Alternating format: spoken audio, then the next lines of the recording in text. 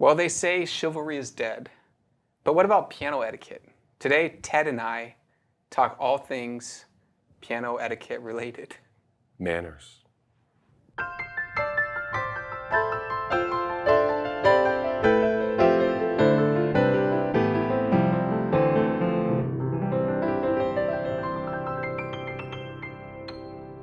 Hi, this is Ted with Alamo Music Center in beautiful downtown San Antonio, Texas. I'm Patrick Marr. You can find us online at alamomusic.com. If you haven't already, please subscribe to our YouTube channels. Check out our other videos, sign up for notifications, like our videos, leave us comments. We appreciate your support. We love to interact with you. You know what I wish we had here? What's that? Like Woody Allen, but not like creepy Woody Allen, like from Annie Hall Woody Allen, where he's just like commentating on piano etiquette. Ooh. And some of the outrageousness of it, but also the essential part of it. I'm a firm believer. After I mentioned this thing of etiquette to make a video, and Zach got all excited. He thought it was cool. He thought you would really dig on it. And I went and I started doing a little more research, and I found out there's only one kind of piano etiquette that is left alive in this country. And this is after, I'm talking piano etiquette that exists with the pianoforte. Okay. Jane Austen moves the piano and piano literature through society.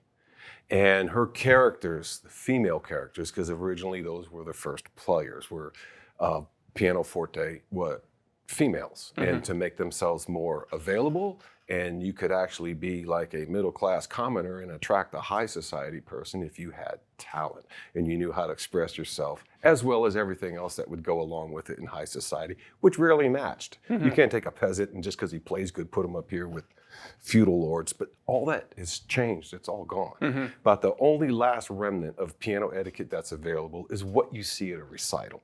It's true. And if you think about the formality of... And it's why people have trauma about piano recitals. They really do. I don't know if you remember when I taught, I had a group piano class, and all the parents want to see their kids in a recital. Mm-hmm. And I thought, I want to do a recital, but I don't want a stuffy recital.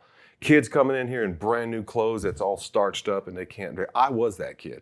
And I thought, we're going to have, let's just call it a recital rehearsal. Mm-hmm. Casual, come as you are. Parents, grandparents, everyone. If you come in shorts, you come in jeans, whatever you come, just be here and play. Mm-hmm. And there's nothing formal about it. I wanted to throw all the etiquette and all the rules out. No flowers, nothing. We're gonna have I'm gonna try to get away with some beer at the end, but we're gonna have snacks and all this kind of stuff so people can come in here and have a good time.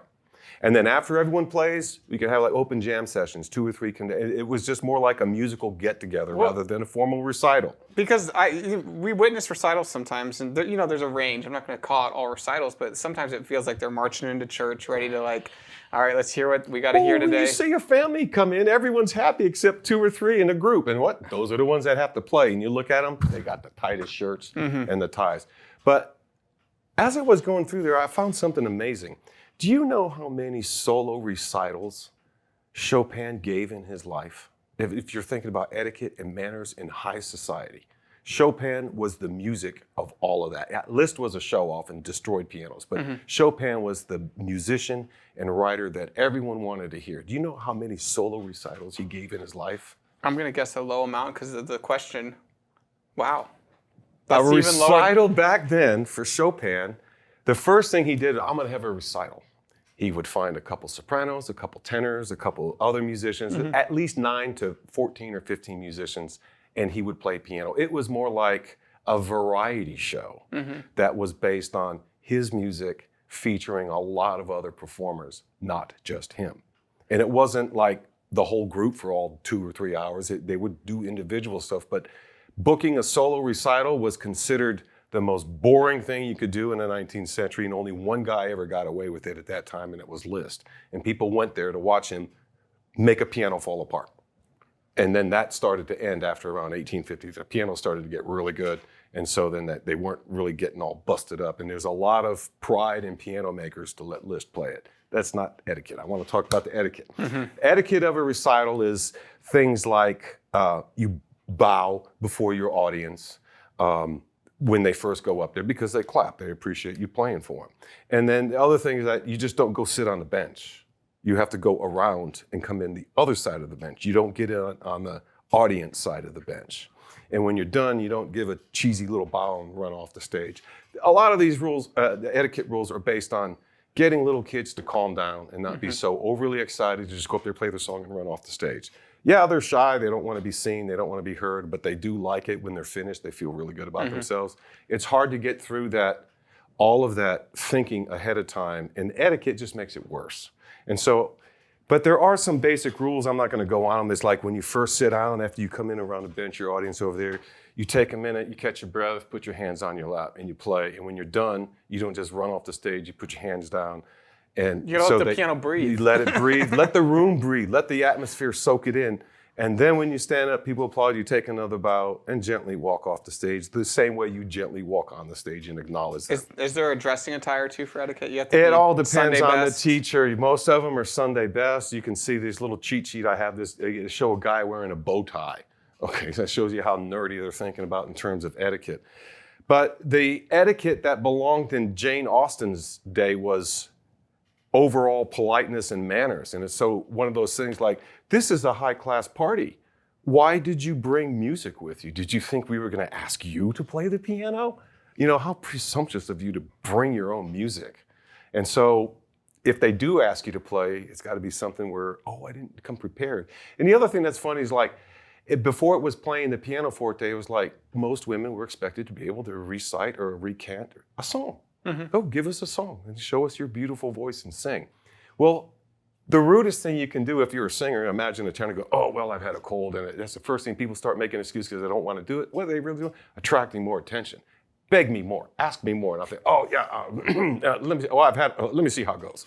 And then they sing. They want to be egged into it or coaxed into it. Same thing with playing the piano. That's kind of rude is what they're saying. That used to be rude. Now it doesn't matter. Look at the comments we get on YouTube.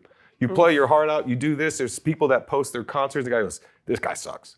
There's 3 hours of his life down to it. This guy sucks. This bites. And so there is no more piano etiquette. Just YouTube destroyed it all.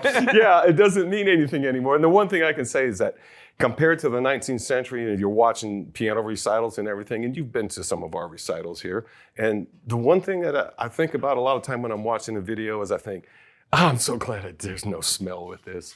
Because sometimes you just look at the people in there and you can tell there's no air conditioning or that clothes hadn't been washed in a long time. So etiquette involves a lot of things that used to be considered rude and right now are just kind of acceptable, with the exception of recital etiquette.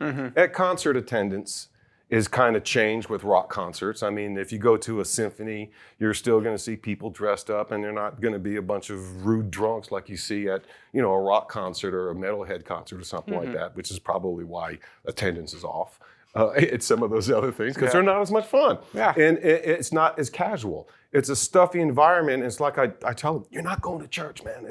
No one died, there's no wedding. It's just go up there and play and have a good time.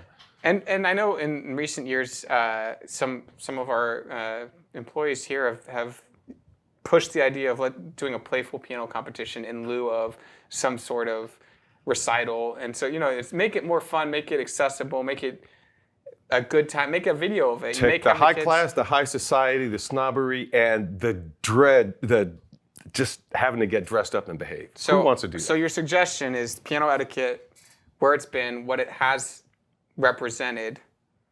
Yeah, I'm doing this real short because I could bring in a stack of Jane Austen novels and it almost turned into a literature, manners, society.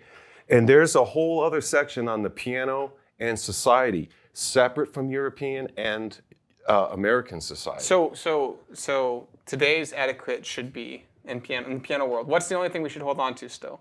I think we should hold on to treating everybody equal and not go out of your way to insult people or to put people down. Well, That's a big tendency. It's a craft, it's a hobby. It is a craft, it's a hobby. It's educational, and we should, again, to your point, just bring everybody up and Let me be Mr. Rude. Okay. I'm at your party. Hey, Patrick, you gonna let that piano sit there? You got me over here. Why don't you let me play it? All these people will have more fun. All right? So, all right, go play the piano. And then when you're tired of me, you go over there and you do the 19th century thing. Theodore, I think you've entertained us long enough. Okay? When you're slipping. Well, this is women used to do this to one another. So you can imagine it wasn't as nice as I'm telling you right now. And the other thing is like, well, I was just getting ready to stop because this piano isn't all that good. If you insult your host or hostess's instrument, even if it's crappy, even if it's out of tune, you don't, but most people will. Well, at the I beginning, can't play on that instrument. It's like I say, well, I had a cold, I can't sing. well, and you hear a lot of times today, it's, you know, pop culture has led us to sing us a song. You're the piano man, right? Right. And so it's a form of entertainment. It's a form of fun. It brings enjoyment to people's lives. And so I'm glad for the most part, piano etiquette is. It's still kind of alive or still there. It exists in the store when you see people come in and they try to behave a certain way. And it's just because they see a piano and they know what a piano is historically through time.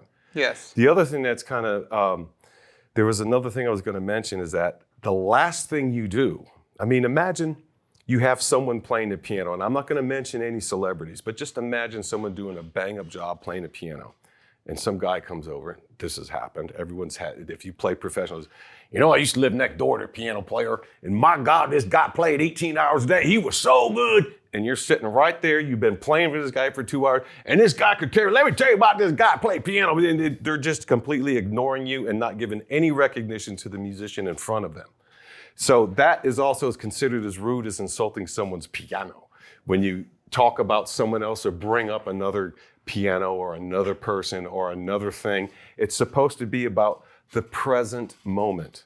And if the present moment is dull and boring and etiquette, you suck it up and don't say anything. But we're Americans now, and YouTube is out there like, this party is dull and boring, I'm out of here. Well, as much as it's your right to upload a video, it's your right to comment on one, right? And to cut it off and not watch it too. Exactly. Okay?